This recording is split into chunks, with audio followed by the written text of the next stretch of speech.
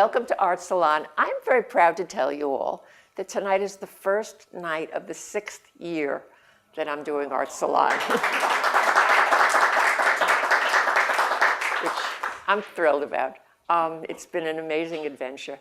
And also, I'm going to be curating a second version of the Artists of Art Salon next December here at the Armory, in season, in the big hall, as their major contemporary art event of the year. So I am super proud. I'm going to introduce Silvia Lizama. She is a photographer and an artist, and those are sometimes the same word and sometimes different, but she's really using multiple media. She is the head of the Department of Fine Arts at Barry University. She got her bachelor's degree at Barry University and her master's degree in photography at the Rochester Institute of Technology, which I think must have been an amazing experience. And she has won many awards. She's been showing her work for a very long time now, since the late 70s. She has won the South Florida Consortium Fellowship twice, which is an achievement. What a treat. And an NEA grant, and so she's been widely recognized, widely shown. And she's going to tell us about photography, about her view of art, the influences that have brought her this far. And she's also got 2 works that we put up on the wall here. These are all handmade gelatin silver prints and hand-colored, and she will tell you more. Thank you, Ellie. Thank you so much for coming. I really appreciate it on a day like today. You must not have seen the weather report. So, well, then you get extra credit. Whenever I do these things, I don't know. I'm assuming I was hearing a little bit, and I know that some of you are photographers here. Can I just get a ballpark? Because when I listen to these things, I like to get some type of technical information, a little bit on how things are done. So when I put together this PowerPoint, it's a lot of slides, but I'm going to go through it very quickly. I did a little bit of the influences in my life that led me to the work I do, because I don't do traditional, beautiful photography. It's not. And you wonder, was I beaten as a child? What happened? No, I wasn't, but just things. It took me a long time to realize why I do the work I do. And it was almost looking back at my life that I realized, oh my gosh, this is what's influencing me. So you're going to see a little bit of that and how it kind of incorporated its way into my own work. And then towards the end, I'm going to show you real quick how I hand color through some PowerPoint demonstrations. In case you haven't seen hand coloring, it's not hard to do. What it does is it takes a little bit of patience. And it was the same stuff I use, as Ellie said, black and white gelatin silver prints that I print in traditional darkroom. And then I use a matte surface fiber paper for you photographers. And that grips the oils real nicely, so I can get some intense colors if I want, or I can get really washed out pale pastels as well.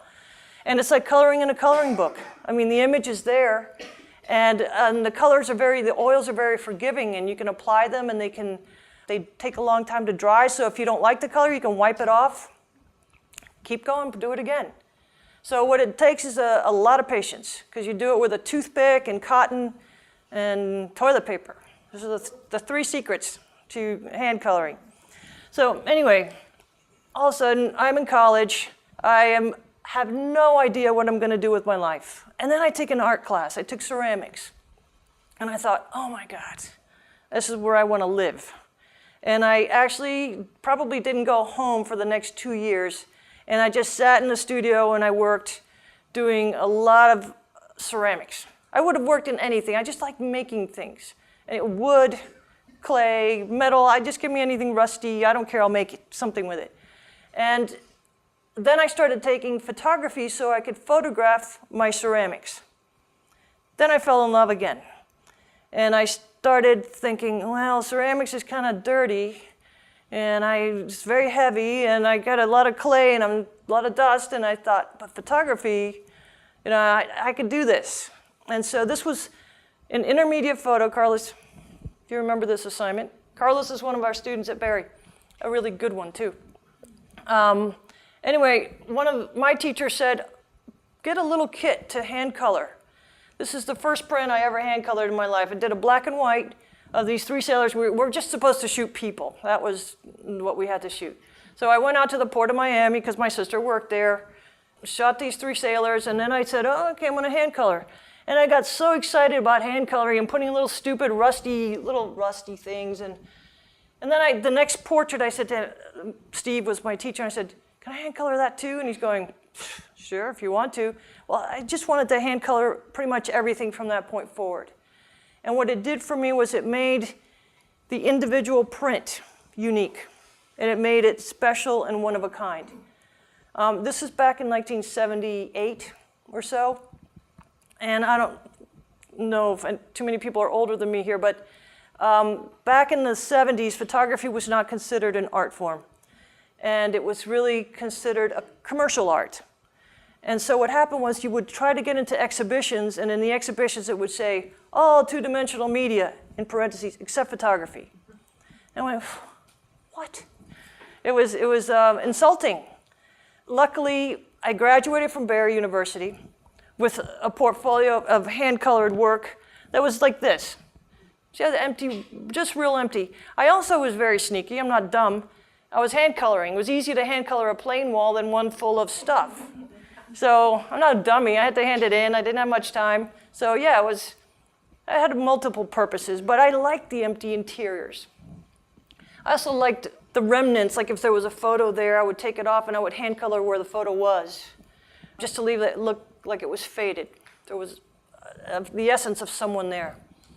Oh, my husband one time gave me a book about the most boring postcards in the world, and I'm looking at it going, oh my God, this looks like my photography. It just all looked like my work. It's not beautiful traditionally, but I just like the spaces. I like the color. I like to put it together, and eventually becomes a body of work.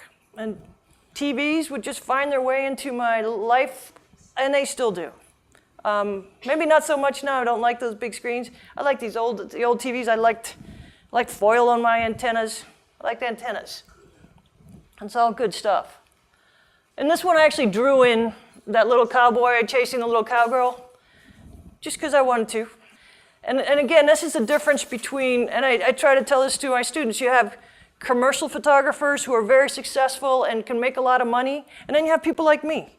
I don't want to have to worry about money to make my photography, because if I did, I wouldn't be making this.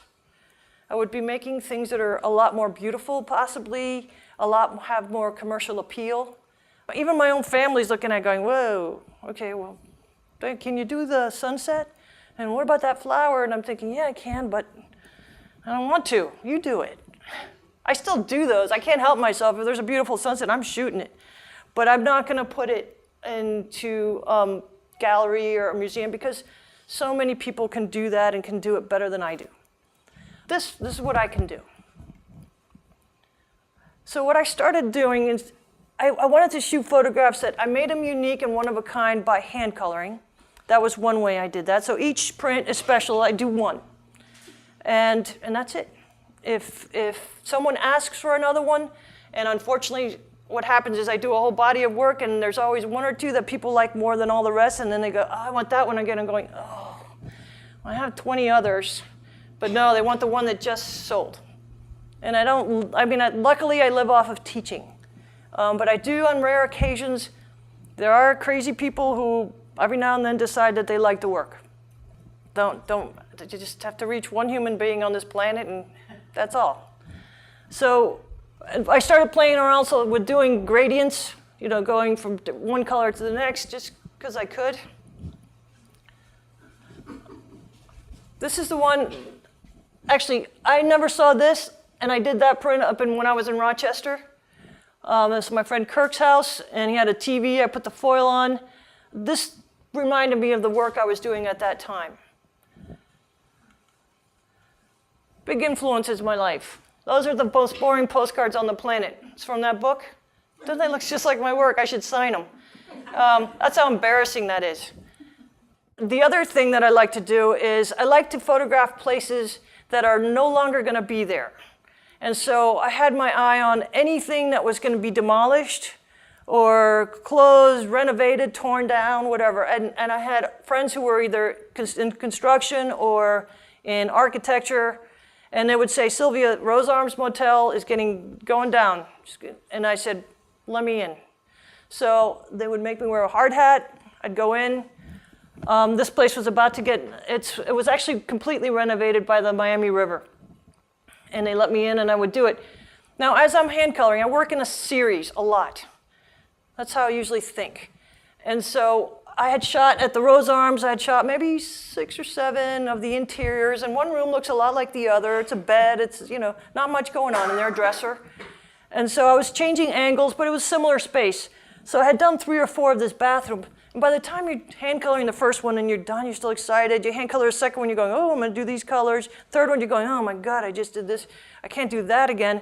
So if I ever needed inspiration, I also collect postcards. And I love those exaggerated postcards, and just the transient colors that they use. So then I have a postcard rack that's right by my studio, and I just go like this. I look up on my postcards going, ah. So like this one, see this color scheme? I said, okay, I'm gonna play with that. I'm gonna use that color scheme and use it in my work. And it's not rocket science. I just turn my head. I'll do that one. Gets me out of my slump if I ever find that I have a block. This is the same bathroom. Now what happened was, again, I'm an intellectual this way. I'm sitting and looking at it going, oh, that looks like a sailboat. All right, so then when I was in kindergarten, and I talk about little influences in my life. When I was in kindergarten, I was very tall. And so they stuck me in kindergarten, 4 years old, and the other kids were 5. But I was so big that they just kind of snuck me in, and my mom had to work, so they just stuck me in school. I was like traumatized. I just wanted to go home every single day that I was there with Mrs. O'Bara. And I thought she was going to kill me because I couldn't understand. I couldn't understand the language, and I'm just sitting there like this going, oh my God, when is this one my mom picking me up? But I would draw. I would sit there and draw on a little piece of paper. And so one day I drew a little sailboat, and Mrs. O'Bara, I guess they used it, whatever, went into a little art show at a little library it was called Brockway Memorial Library in Miami Shores. And, they took your parents, they took me, and I went and saw my work on the wall, and I thought, that changed my life too. It was my first art show. I was 4. And it was that. It was a little sailboat. So when I actually consciously did that sailboat because of that stupid little story. And I thought, all right, it was important in my life when I was 4, I'm gonna throw it in there. Same bathroom, the more I do, kind of the bolder the colors, because I just was going, I can't do that again. So I would just try different things. Then South Beach. Oh, this is what happened. This was in the 80s. I went to RIT. Rochester was, oh my God, a culture shock. I had a convertible Volkswagen, Hawaiian shirts. I've never seen snow in my life, and I'm sitting in Rochester, and I don't know if anyone's had Volkswagens, but here in South Florida, you cap the heaters. You just take them away because here they overheat the engine and there's no AC. So I'm there shaking like this. My hands are freezing. Air was coming through. It was just the worst possible car to have in Rochester, New York. It was under snow for most of the time I was there. Everything they say about Rochester and the snow is true. Anyone live there? Oh my God, it's brutal. But I started missing Miami. And so when I would come visit, like for spring break or something, South Beach at that time was a ghost town. Literally like tumbleweeds. Nobody was there. Deserted hotels. There was a girl called Lisa Klausner shooting there. I'd run into her. Little old people and just sitting in rockers outside, empty. And I would go and I would shoot. And so I did my South Beach series while I was in Rochester just to kind of remind me of home. Chairs, always been a big thing in my dad made chairs. I don't know if that had anything to do with it, but he always told us, if you're ever gonna, before you buy a chair, sit in it. If you even jiggle around a little bit, don't buy it. And so, chairs, I love them. I buy them all the time. See that chair back there? It was about the chair. And it's fun, this particular image, I remember if you are artists and you've been into your own openings and you hear people talk about your work, sometimes, you know, they don't know what the artist is, and I'm standing there like this and going, what? They don't like it? What do you mean? No, this lady was sitting there going, oh, this has got to be the Trinity, and the light bulb is God. And I'm sitting there, yeah, that's right. And all I'm thinking about was, no, I like that chair, and I thought it was funny that they only had one bulb. But if that means something to the person who's looking at it, I'm all for it. And let them read whatever they want into it. Riverside Military Academy in Hollywood, I think it was the same architect who did the Breakers here? Is it? No, what's the beautiful hotel that you have in Palm Beach? The Breakers.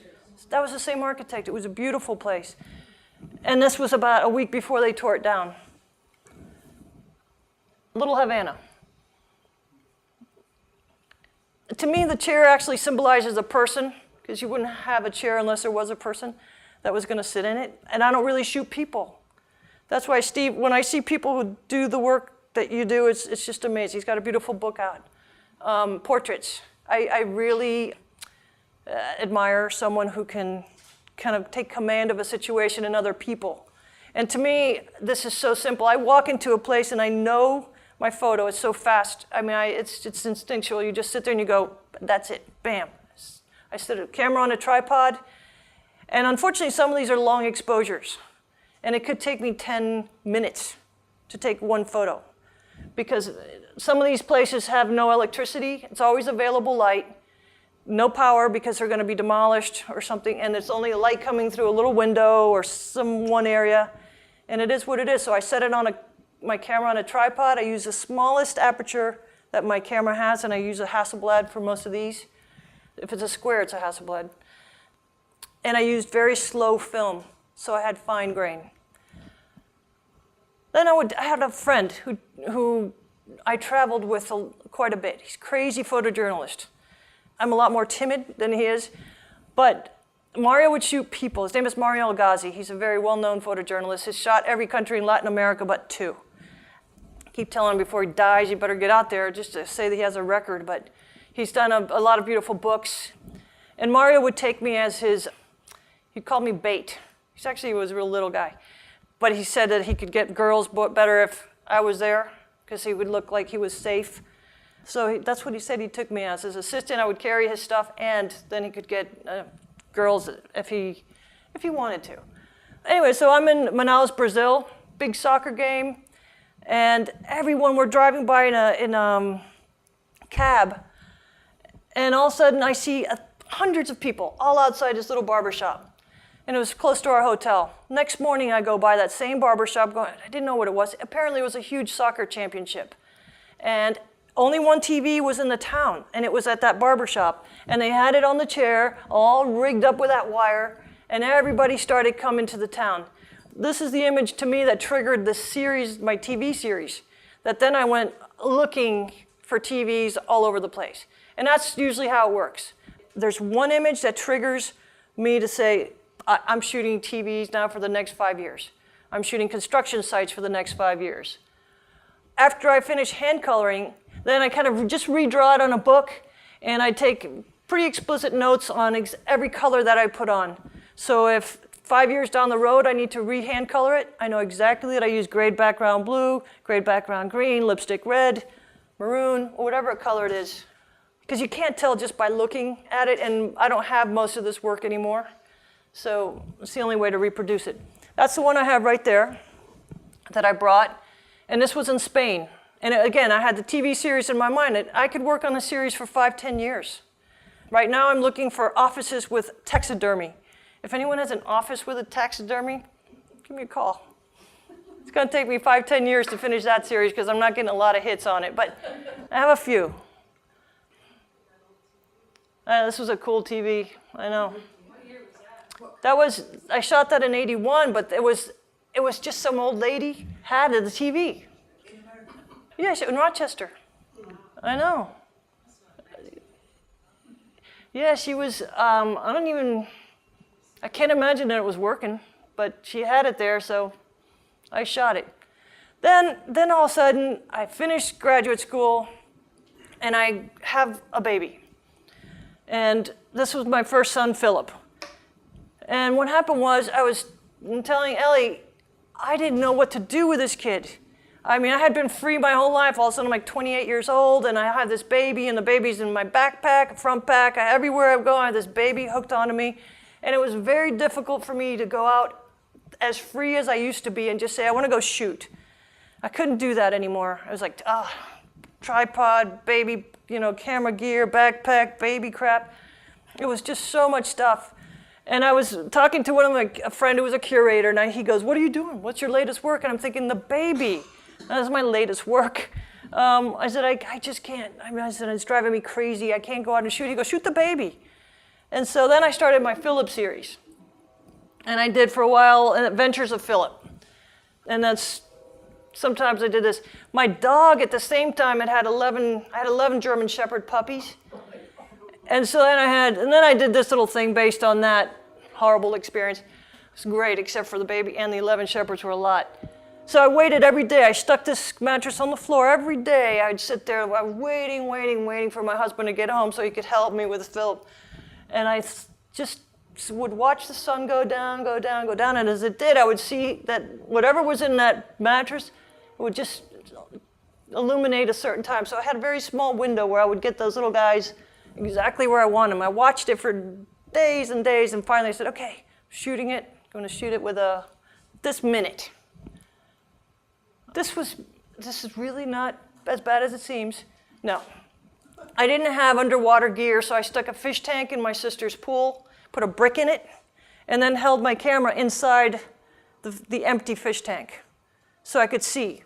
It was like making a homemade mask for the camera. And then I held a little plastic shark with one hand, and I told my sister, put Philip's hands in the water. And so then I did this one with Adventures of Philip with a shark. And this one, he had a little strawberry thing there on his back. And I thought, it actually was starting to go away. And I thought, I want to document it before it goes away. So my idea was, I'm going to take one of these, and then I'm just going to remove one, like it's missing. But what happened was, I found that zebra, and then I decided to color his diaper the same as a zebra. I thought I would sell. What a good, I should sell those things. And then I just put Philip on the ground, and I held a palm frond with one hand and the camera with the other, and just followed him, and then just shot. And it's one of the few where I hand color people. I don't have people in my photos. And I didn't want his face. I just wanted a kind of generic baby. Taxidermy. It's not taxidermy. This was a horrible experience I had painting mini putt-putt golf, one of those miniature golf things, where we accidentally spilled oil-based paint all over the green inside the lady's shoe, the lady who has all those kids in the shoe. What's that fairy tale? Mother Hubbard. Mother Hubbard's shoe. That's where they stored the paint. And my friend went in to get it, accidentally spilled all the oil-based paint, and went dripping through the whole shoe down onto the green. And then we tried to clean it with mineral spirits. Well, it melted the green that the guy had just put in. That was the most embarrassing job I've ever had in my life. It cost us more money than we made. So then all of a sudden I see this big old kind of a rhinoceros but at a miniature golf somewhere else, and I'm thinking, oh my God, it was like Niagara Falls. You just heard that thing, you go cringe. And I said, I'm shooting this thing. And then I started doing a whole taxidermy and animal series. So this is very early in my career, and now I'm back to it, 20 years, 30 years later. It's back in my life. Big fish, anywhere, just like them. How much fun is that fish? I was in Minnesota. And I like being able to hand color like some panels and then leaving other panels out. And that's the beauty of hand coloring. I mean, you can do whatever you want. As I'm driving, I shouldn't be doing this, but I would take my phone and go, I always had a camera in my car, and when I'm coming home from work, there were some beautiful sunsets. I would document it and just keep them. And when I was hand coloring skies, because in my head I'm going, oh my God, there's no such thing as this purple sky. Well, there is. We're in South Florida, and we have these gorgeous skies with these beautiful colors. So I just use this as informative stuff. And when I'm, again, searching for colors, if I don't find them in my postcards, I go back to stuff I do. I have a file that says skies, and I go back to that. These are some of the postcards. Again, on my drive home, I'm driving along and I'm looking, I turn my head and I see these columns. I'm going, God, that looks awesome. I mean, it's just beautiful. They were so, it's like going to the Coliseum or something, but I couldn't afford to do that at the time. So I'm thinking, we have it right here. So this is off of Broward Boulevard in I-95. This is my I-95 construction site series. And I started going Sunday mornings, 6 o'clock in the morning, 7 o'clock in the morning, and getting on these sites. And if I tried during the week, but the construction workers would throw me out most of the time. After the time, usually I got a few shots in before they threw me out. So I started getting wise to how to get into these areas before they got me. This particular shot won me the first Cultural Consortium Award, this body of work. And it's been good to me. I'm still shooting piles of dirt. That's still, can't resist it. This isn't, I mean, it's not as big a chain as it looks, but I got up close to the chain, so it kind of exaggerates the proportion a little bit. Then what happened with the money from the consortium, I bought myself a panoramic camera. And I thought, this is part of that body of work. Is one of the things, if you win the consortium, is that you have to do an exhibition. That's actually part of the treat. And I was trying to do work quickly, because it takes me a while to find those stuff, and then to print, and then to hand color. So anyway, I was able to manage to get it. And the panorama was a whole new world for me, because the negatives are this big, they're really long. And I had to buy a 7-inch enlarger, because it takes 5 by 7. But then I started playing with the panorama vertically, because in these construction sites, some things were going up. And it was a nice twist. All right. Florida postcards.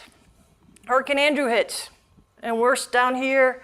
My friend Mario calls me up. He says, I've got a press pass. Let's go down there. And this was the day after the hurricane, and where nobody was allowed anywhere. It was really kind of a military zone down there. But Mario kept saying, I'm working for, every time he got stopped by somebody, made up a new magazine. He had an expired press pass from I don't know who. And I'm right next to him going, oh my God, at least say the same one, because I'd be sitting there going, Telemundo. I was just making up the one he said before, and he was changing them every time. What I did was I did these very large contact sheets. So I actually blew this up myself, which I'll never do again, because it took me forever. But I took a contact sheet, I projected it onto a huge piece of paper. I took my enlarger, did it sideways. We had an 8 by 10 enlarger. And I made these 30 by 40 prints. And then I hand colored what were small postcards. These were exactly 4 by 6 inches. Because I took a postcard, I put it in there, measured it out, and that's where I colored. And so I called them Welcome to the Sunshine State, all the stuff that waiting for you in Florida, greetings from Florida, I'm thinking of you in Florida. All those sayings, that's what I called this at the time. And I think Art in Public Places has these now. And the Museum of Art in Fort Lauderdale has this one. But yeah, it was crazy. I mean, these are trailers wrapped in trees, and it was a very, very surreal experience for me. But this is part of the postcard influence as well. It's all just kind of co-joins and intermixes, and all comes out in your work. The Biltmore Hotel in the Gables was undergoing renovation. I was about 8 months pregnant, and with my second child, and this architect calls me up and he says, Sylvia, if you want to come, we're going to do all this, we're going to demolish this in one area, and he calls me in, I couldn't help it. The only problem is I was 8 months pregnant. So he said, you've got to wear a hard hat and construction boots, because they wouldn't let me in otherwise, which made every construction worker have a field day with me. As I was walking by the thing, they were, every name in the book, they were yelling about too much beer, where's that beer gut? But it was worth it, because the place was beautiful. Without electricity, it's pitch black in there. I'm just getting the light coming in from those windows. That's just the hot Florida sun in a pitch black environment. So I couldn't, I mean, I wanted to expose for the interior, which meant that I knew my windows were gonna just gonna white out that way. And so what I did was I turned it into little this. And I thought, okay, that's what I'm gonna do in there. I'll make something out of it. The Freedom Tower, when it was undergoing renovation as well. That took me about almost 8-9 years to try and get in there. Because there's a lot of liability issues when these places are closed down, nobody wants to let you in. So I kept trying. Finally this guy goes, well, I know the architect who's doing the plans, and he actually let me in. And so, again, no electricity, pitch black. So I work with whatever's there, whatever's light's there, and do what I can. But to Cubans, the Freedom Tower was the place where when you came from Cuba and you had really nothing and you finally realized, okay, I'm gonna live here. They supplied you with refugee food, little packages, powdered milk, peanut butter, whatever it was that you needed to survive until you settled down. And so I remember taking the bus with my grandmother once a week to this Freedom Tower and picking up a little box of food that we would take back, and that was part of our meals. So it's a very emotional, very good place, and that at least my family had a good experience there, and then most of the Cubans loved this particular place. All right, friends' houses under renovations. I call this one Suffocating Virgins, but not officially, because I don't want to insult anybody, unofficially. But what I like is being able to hand color through the plastic. And then the different reflections and the things that's just more fun. I did a lot of traveling in Latin America, and I'm driving on the thing, and I see this chair. That's what stopped me. It's that chair again. And I stopped the cab, and I said, hold on, let me get down. But they were getting ready for a festival, and somebody had made those ceramic little altar things that were beautiful. A lot of religious influences throughout Latin America. This one is in the north of Spain. This is about a 15-minute exposure. There was nothing, pitch black attic. That place was about to get demolished. I mean, you literally, if you walked, you had to be careful every beam that you didn't go through.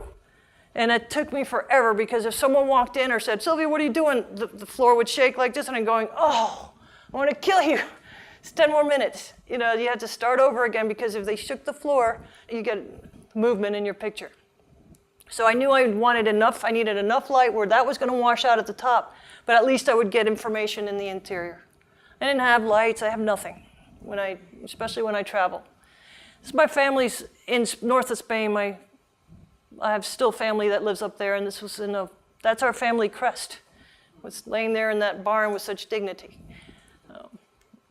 Motorcycles, big thing for my husband, and I hate them with a passion. I wish he didn't ride them, but he does, and it's kind of then been influenced in my life. So what happened in this particular place, I'm driving the taxi driver, the same one who stopped at that other place with a chair. He said, do you want to know where Simón Bolívar slept? And I said, yeah, hell yeah. I'll stop anywhere. And so he gets down, and we're going through chickens and grass this high. We get through, he opens up, and he said, no, he slept in here. And I said, okay, there was nothing. I mean, apparently Simón Bolívar slept in a lot of places that aren't very historically. I thought it was going to like a palace or something. No, he slept in there. But it had that cool motorcycle, and what that thing in the back is an umbrella that's on its side. But I love that aspect of it. So yeah, I was happy as it could be that he stopped and put me in there. My son built a motorcycle, and he went to the guy's house. We had a motorcycle with a sidecar, an old BMW. And so this guy was helping my son build one. When I go there, I see this little tent where this is his hangout. And I thought, oh my God, that's beautiful with the trees and the top. So I went back, and actually he was in Palm Beach. And I said, do you mind if I come back with the camera? And he was kind of a reserved guy. He wasn't a very private man. He was a little uncomfortable. And until I said, I don't want you in it or anything, I just really want this room. And then he was okay. Deering Estate. Again, a friend, architect, was fixing it when Hurricane Andrew completely destroyed it. It took years for them to be able to decide that they were going to renovate it. So he let me in before the renovation. And this is heaven to me, just to be alone in this space and have free reign to just go room to room. This was a whalebone. All right, then I'm walking my dogs at night, and I'm sitting there looking around, and I see inside of one of my neighbor's windows had a big old fish, which again, taxidermy, I'm all over it. And I look at it and I thought, oh my God, I'm gonna shoot through people's windows at night. Because I don't care for the people. I mean, I do care for people. I don't care to photograph them, but I do love what they create. I love their spaces. I love how they put their things together. So I started knocking on people's doors and asking them if I could photograph their house at night through their windows. Everybody said yes. Go figure. I think it was because I went during the day. I introduced myself. I asked permission. And then they said, yeah, okay. I'm sure they thought I was nuts, but I just like what people do in their spaces. And to shoot this was an uncomfortable one, but there was a fight going on in that house. And I couldn't wait to get out of there. And because the guy said yes, he wanted me to shoot. The wife's, actually his mother, said no. And it was an older woman, very aggressive. And she said, she was Hungarian. And she said in Hungarian to get out of there. And I said, no problem. I'm ready to, he goes, and the guy goes, no, you don't go. And I said, oh, crap. All right. And then I said, all right, I just have to wait a few minutes for the sun to be around that, what it is out there right now, where you could still see a little, but it's dark. And the light inside has to be just a little bit brighter. And I had to wait, and I kept my meter going, oh my God, let me meter here inside, let me meter, and I'm going, please get me out of this place. I just wanted enough to get the lamp and a little information on the outside. And finally, the guy goes, I told her she could stay, she has to stay. And the mother goes, ugh, like that, and walked off, and I'm going, oh, please. That's the one. This is the one that started this series. I walked by, saw that fish, and I'm going, ugh. It wasn't even Christmas. It's just one of those people that keep those Christmas lights on all year long. So that was even heaven for me. And that rock, I just saw everything about it I liked. So it started having me look through people's windows. So I'm driving like this all the time. I was just going, oh my God. This is actually my kitchen, but I used it as a test to figure out exposures and things so I could see, okay, if I want bright light inside, how much light I want outside, because it takes some figuring out. All right, then North Carolina, I did a whole series on a sycamore tree. And this is a little bit hand-colored. The color's tweaked digitally, though. But I do this so I can learn how to do it so I can teach these guys. I still do, my hand-colored work is what I show, but this body of work is one that's kind of close to my heart, but I probably wouldn't exhibit it. All right, so this is hand coloring. This is the oils that I use. They're called Marshall's photo oils. They've been around since the 30s. It's when there was no color photography and they used to put a little pink on the cheeks. This is the same stuff. And this is kind of my setup at home. So the last body of work that I was doing was, you can see it's round. And what I did is, I bought at school an enlarger. That's called a digital enlarger. And so what it does is I can shoot with a digital camera, even your phone, who was here with the phone? You were shooting your phone. You can take an image from a phone. And then you put it through a computer, it projects the image on to, puts the image in the enlarger head, and then projects it onto photo paper, so then I can take it and put it in the darkroom. Mm-hmm. So I bring it right back into the darkroom, where I want to be. I'm not real excited about the digital print. A digital output to me is not as exciting as if I could hand color it and make it my own, or put my handprints on it or do something. So I was real excited when this piece of equipment, we were able to get it and I was able to use it. So I did a whole body of work. I also did circles for this body of work because George Eastman's first photographs were circles. It was the camera that the first brownie was saying was, you push the button, we do the rest. And the camera came preloaded with a film. You just shot 100 times, sent it, mailed it to Rochester, New York. You got back 100 round little pictures from the first brownies.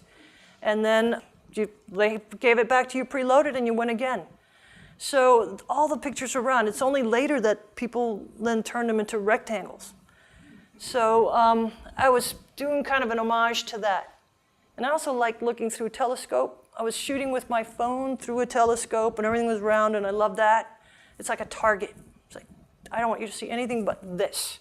So I did a whole series of these oversized kind of lions and fountains and statues in front of people's homes. All right, so when I hand color, I wasn't kidding. I used toothpicks, cotton, toilet paper, and then these accounting erasers because my husband's an accountant. Thank God he's not an artist. And I was able to realize that I don't want to use this liquid that they always sell, but the erasers work great. For those, does anyone hand color here? Do you ever use erasers? I think I introduced Marshall's to erasers about 30 years ago at a workshop because a guy from Marshall's came up to me and asked me what I do, and it was a workshop in Creole. And I said, oh my God, you guys are missing erasers in your packs. You got to put them in there. All of a sudden, they started putting erasers. Anyway, that's how I fold the toilet paper. Pretty amazing stuff. I use Scott tissue because it doesn't have any residue.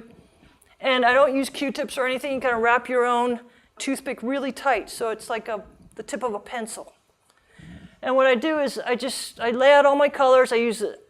If you look at or read the directions on Marshall's photos, it'll say, take the tube, squeeze out a bunch of oil, and then scoop up. You need such little oil, and it goes a long way. And the only reason they say that is that you have to buy more Marshall's photo oils. So I don't really work that way. I just kind of work from the tube because they get expensive. These things are $5, $10 a piece. All right, so I started doing this series of statues because I had been to Rome, and I saw their lions and their big statues. And I'm thinking, we have them. I have those too. I live in Hollywood. I know what, got a good lion. And I thought, these are my lions. These are the ones I'm used to seeing. And so what this part of this thing is now how I actually hand color. And what I do is I just dab the color right onto the front of the tube, right onto the surface of the print. Then I just take the toilet paper that I have just made into a nice little flat surface, and I rub it. And then I don't have to be real careful about any of this stuff. Don't worry about it. And then as you're rubbing it down, it starts getting, the more you rub, the smoother it gets, the lighter it gets. And it's oil, so it doesn't dry immediately like a water base. It's not watercolor where if you put it down immediately, it makes a mark. And if you put another layer over it, you kind of get two layers and a kind of a stain on your print. So I keep rubbing it. Then once I'm down to where I've gotten most of the oil off, then I go with cotton in a circular motion, and I bring it down to where I want. Then I start with detail. So I do background first, then I go to detail. Oh, they're my guys, my sons. All right. I also have all my color palette. I just put it on a photo so I know all the colors and the subtle differences between them. And then this is a before and after. And then every print I fingerprint right at the end. So I'm going to go through some of these quickly to show you. This is a blend. If I want to do a blend, I put one color, then I put another color, like that, and then I actually start smearing them together, and I get a wash. So it's an airbrush look. So I could spend 8 to 10 hours sitting there hand coloring one, and I start early in the morning till I'm done at night. And you can't stop, and you can't stop and start the next morning because then the oils start drying unevenly. These are skies.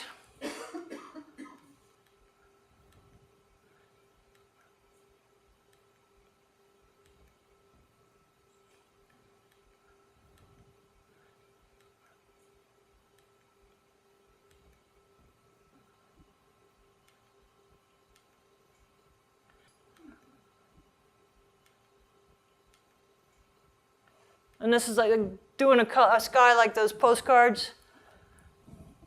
And then I go with the eraser and I start cleaning everything out. Anything that I want to bring back white, I just clean with an eraser.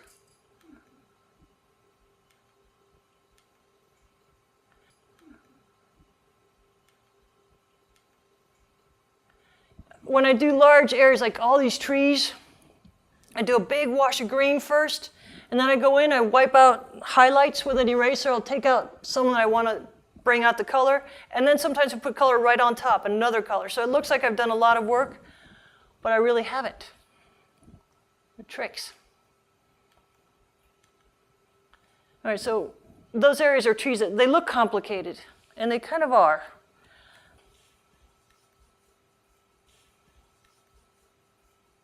But once you start toning them all down and you wash out most of the color, and then it really is just detail work.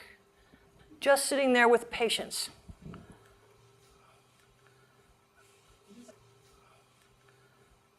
These are all done in black and white, right? On the photographs first. Start off as a black and white print.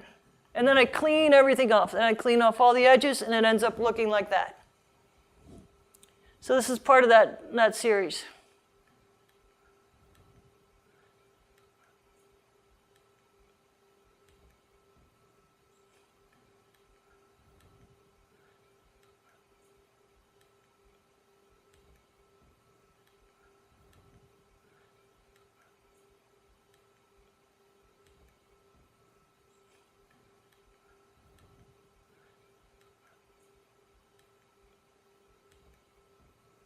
And that's the way that one ended. And in the end, I make sure. What happened here was early on in my career, my hands are so full of oil by the time I'm done, and there's fingerprints all over. So I just figured, all right, bam. I just put a fingerprint now on everything I do. And then when I'm done, I shoot it, because unfortunately, I have to document my work hand-colored, and it's kind of a pain in the neck to do that. It's very hard to capture the subtle nuances of the color. So I rig up these two lights and my camera and this part of my studio.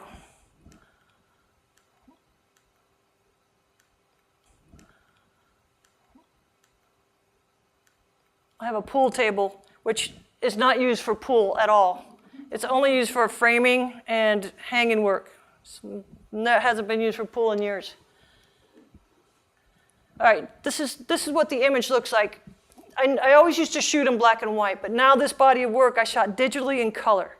So this is what the image looked like when I shot it. Then I turned it into a black and white, printed into a darkroom, and then I hand colored it. So you can see it's really my vision of it after. It's got nothing to do with reality. Everybody says, are you coloring it like it was? And I said, I don't care. No, hardly ever. There's one or two exceptions. Oh, Carlos. Look, that's that was an accident too, but it was there. I figured I had the lions and that thing. There was a cat in there. And a flamingo. And a flamingo. All right, this is one where I drove by the house, and you see that crazy color, and then they painted the lions the same color as the house, which freaked me out. I mean, my brakes stopped in a heartbeat. I just went, woo! I was so excited when I saw that. And that's the front of their house. So that was part of my parameters. All my parameters was it had to be the front of somebody's single-family home. Couldn't be a commercial anything. It had to be that. Because that meant somebody really loved that thing and really put it there for a purpose. So I shot it, and then that color and those things stayed with me. So when I hand-colored it exactly the same as I remembered. And the weird thing was I took this to the gallery in New York, was taking my work and schlepping it up there, and the one gallery dealer hated this print. And she said, oh, that color is so putrid, nobody would live that. I'm thinking, oh my God, of all the work that you picked here, that was like the one that I actually colored exactly how it was in real life. Everything else is like, I make them up. That's what it would be like to me. I mean, to me, if I saw that picture, it doesn't do that much for me. And then I isolate it to where I want it. And then I turn it, I add a little more atmosphere with the color, and I get a little bit more excited about it. And that's what hand coloring can do for me. All right, this is a good example, because I'm driving by, this is what I see. But in my head, I saw it already hand colored. This particular one doesn't always happen, but I saw this one, and I said, I know what I want to do with this one. And I knew I wanted to get, you know how in Florida we get those yellow skies every now and then? Oh my God, is that awesome? If it was, I think I'd color every sky yellow if it wouldn't get boring. But I thought this one could really use it. And it really kind of warmed it up and just made it more inviting. And it was really kind of a nothing place, if you look at it at the top. So it worked for me. And that's it, guys. I'm done.